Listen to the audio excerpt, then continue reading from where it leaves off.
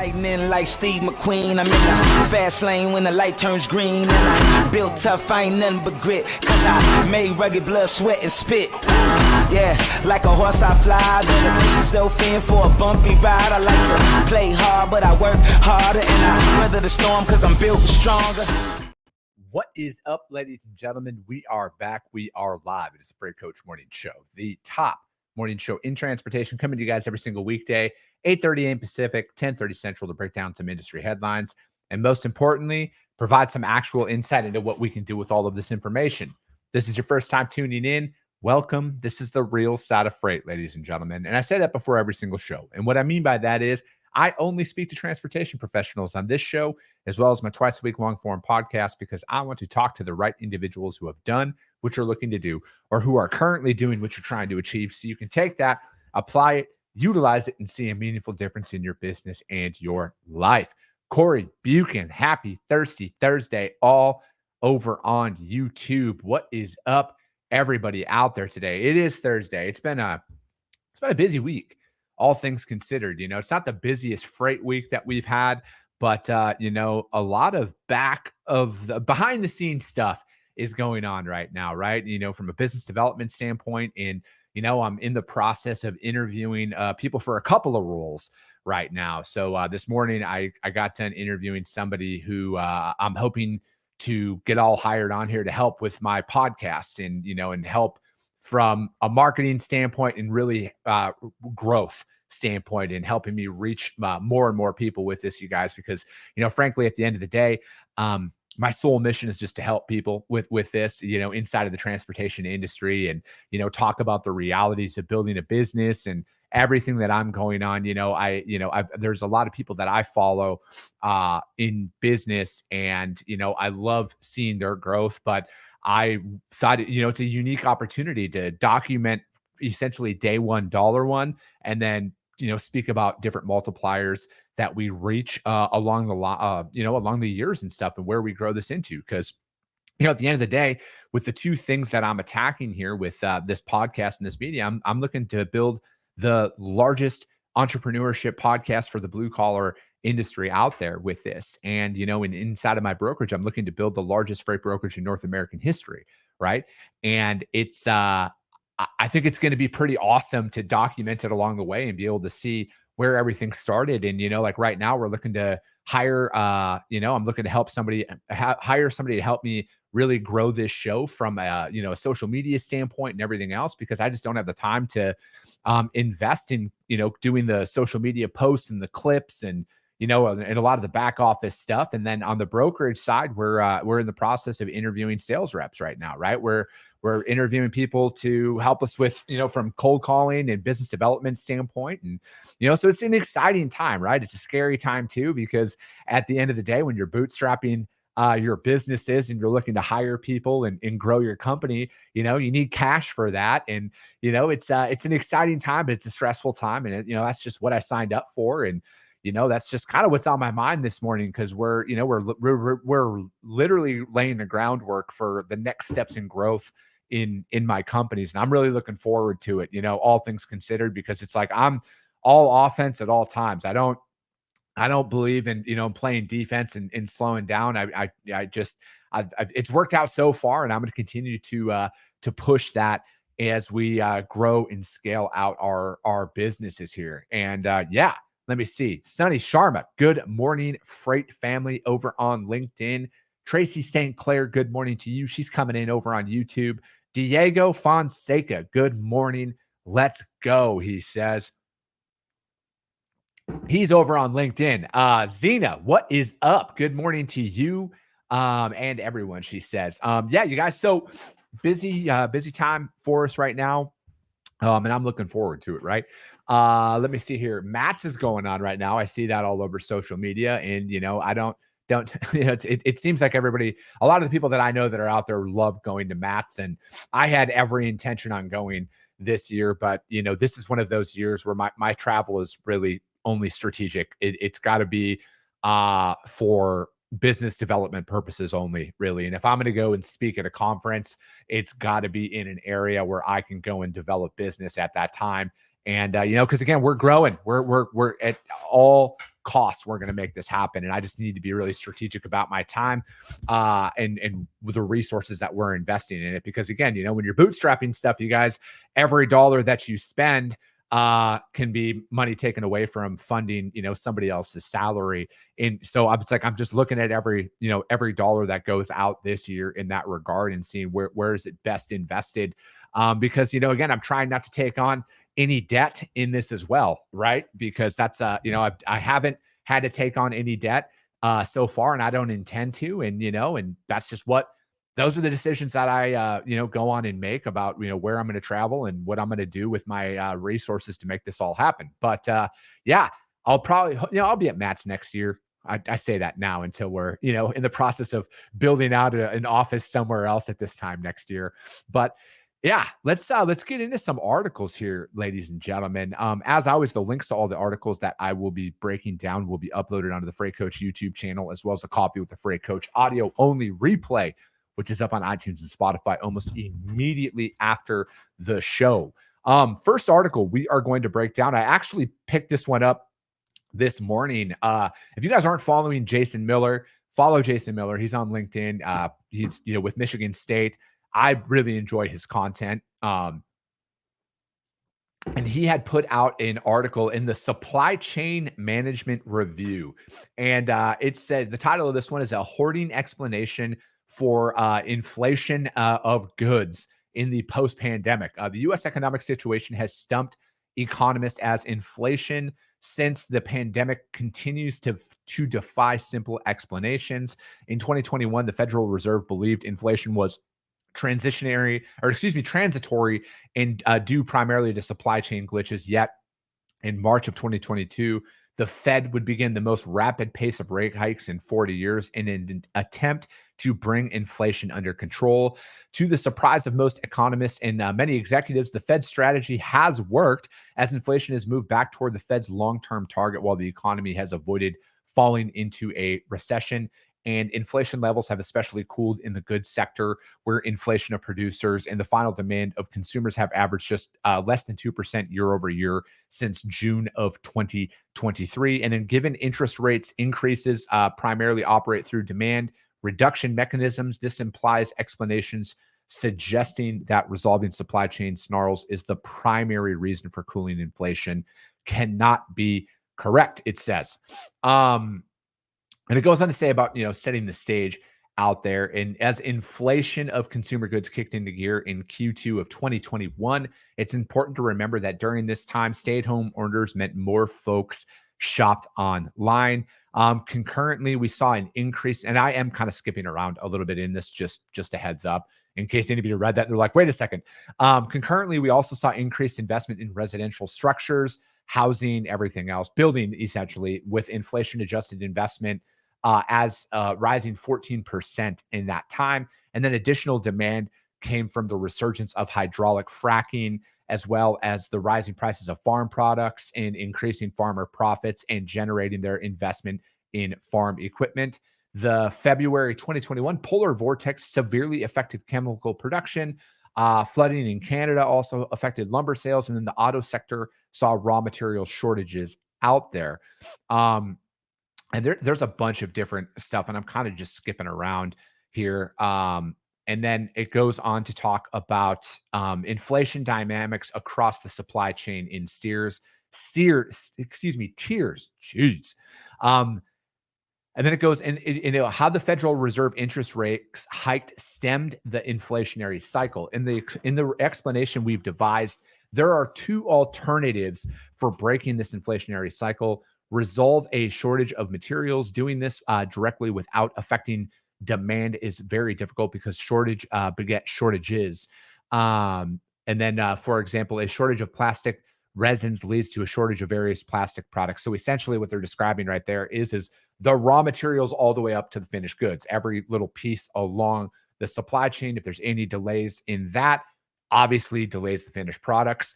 The second alternative is precisely what the Fed's interest rates accomplished in 2022. For example, single family housing starts were 20 to 30% above 2019 levels, and then but then fell back to 2019 levels by July of 2022 and actually dipped below there in Q4 of 2022.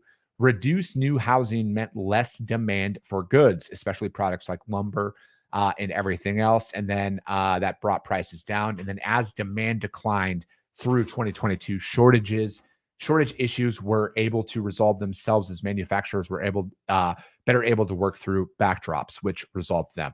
Why I chose this article, there is so much that goes into explaining freight volumes, explaining what factors actually go into the market. So many people just solely focus on rate per mile and everything else, and then they think like, well, how do you even choose a rate per mile? And I think a lot of it at the end of the day are supply and demand. And from my perspective, every little piece out there affects different sectors of the industry. So it's like, I was actually just talking to somebody about this yesterday, because we were talking about how do you predict freight markets, right? Like that's what probably one of the biggest things that's out there is how do you tell a market is going to shift, is about to shift, has shifted, everything else. From my perspective, if you look at the produce season, because I know that produce season is all but started or starting essentially. I always get my man Cody Kaler with A&Z Trucking to explain that one to me. But anytime freight can be shipped on a dry van or a reefer, for example, in the Florida market, we're going to talk about for produce because that's the market that usually kicks off the year. Anytime a product like produce starts kicking and it has to be on reefer trailers only, all of that capacity leaves, right? So that now everything out there that could go dry van or reefer now can only go dry van. So of course, all the dry van drivers are aware of what's going on. So then they can raise their rates, right? Supply and demand.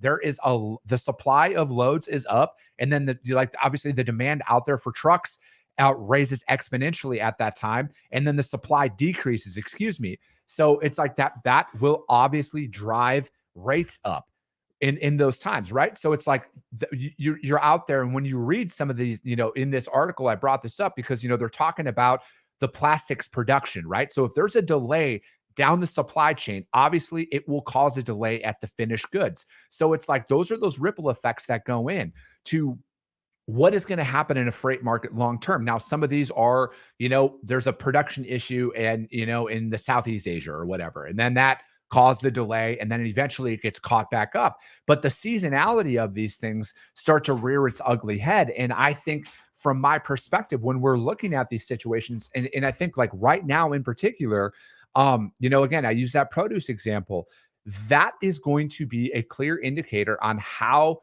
freight progresses this year. I think anybody out there, in my opinion, if it does not drastically improve rates out there, I don't know if rates are going to improve throughout this year or at least drastically improve out there because again, it's just typical supply and demand, you guys. And again, I'm not sitting here saying trucks need to go under or businesses need none of that. But the numbers are the numbers, you guys. And I think when we're looking at talking about when people were, they weren't necessarily overbuying on inventory anymore because their inventory levels caught up. All right. Now they're liquidating that down. They're going to be a lot more. I don't know if enough people can fully comprehend what these last 3 years have done for our industry in regards to like how people purchase inventory, how they store it and everything else. And, I think that we're still kind of dealing with the after effects of this. And I don't know how much longer it's going to go on or what, but I think like the clearest indicators to me on if a change is happening.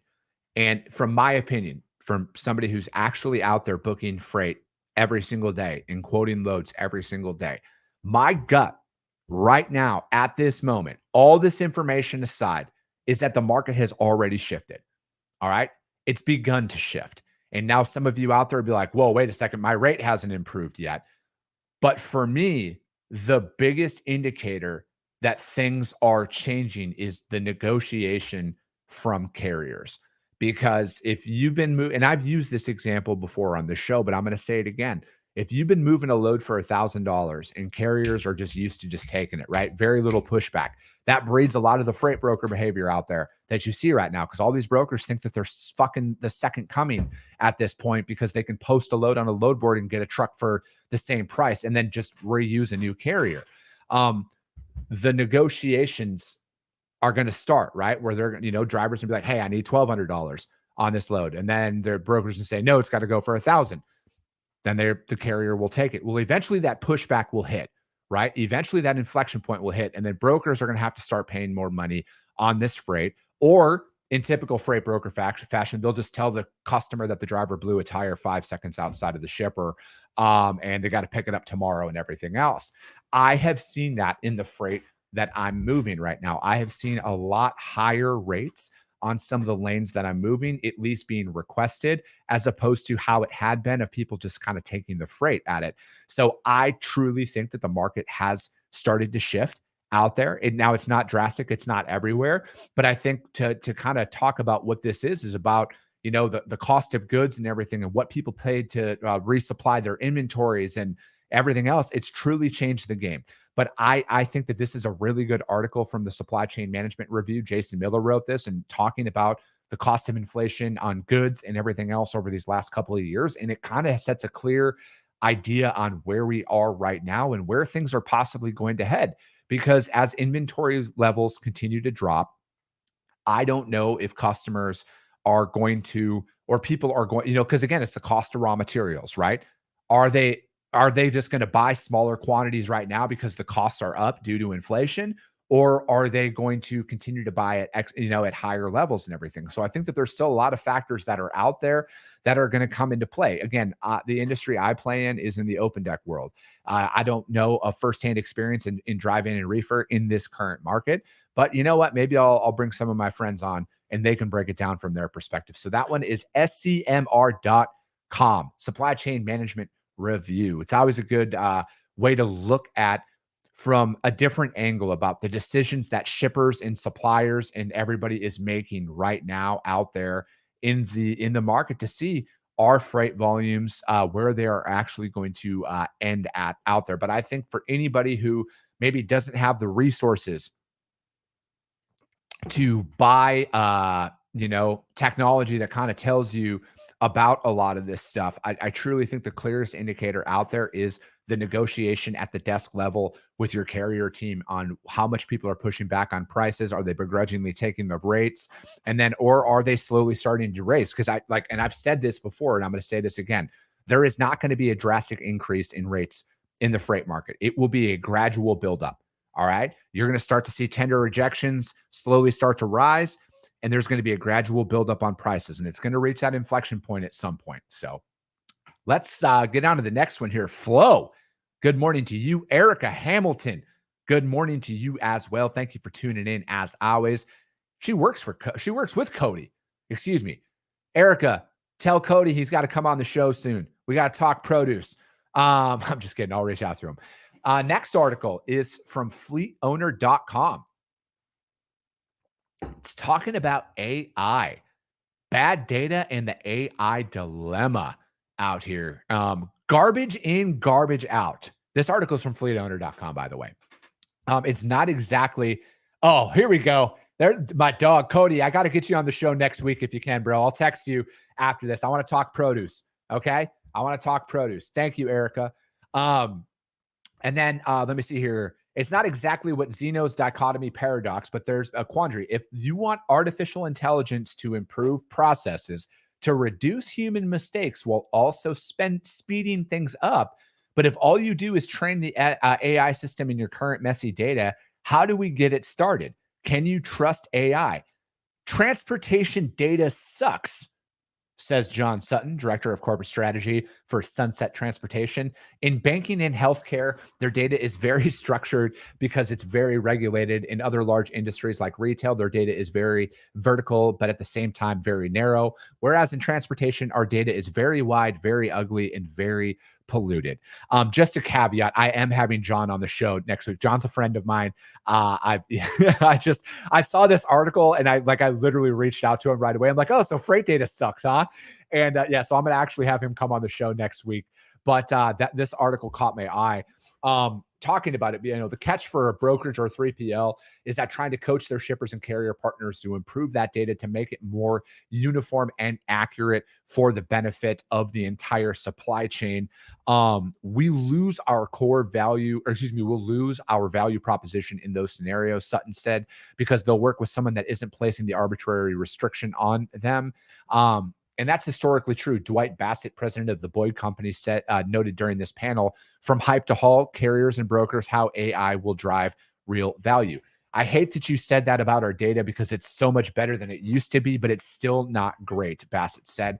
Change is a big deal. I've looked at it for small and mid-sized carriers for the last 20 years, and I'm amazed at the differences in technology, how some people process transactions and how some people use automation. A lot has changed because the technology is available, and it's horrible that people just don't want to use it. Indeed, just as Zeno's logic was flawed, technological improvements in freight transportation are real, even if incremental. These guys will probably agree, and I'll take crappy data over government regulation any day, quipped Brent Ellis, the VP of Decker Truck Lines out there. We'll work with the garbage data. I don't disagree. I think that there is a lot of bad data that is out there, but it's not necessary. It's because it comes from so many different sources, right? I look at it like this, because like it might not seem like it, but I'm a big data guy. I really am. I truly process a lot of stuff out there. But the problem is if we're looking at freight rates, for example, and obviously every time I win freight, it's through my friends at Greenscreens, you guys, greenscreens.ai. But everything is a reference point, and I'm talking about freight rate data right here. The circumstantial things with freight, with quoting on loads, right? Like, because the posted rates and everything else and everything that you see out there is not I need a rate for a truck that has to pick up in the next 30 minutes and potentially hold it for 3 extra days, right? Like, that's a baseline reference point.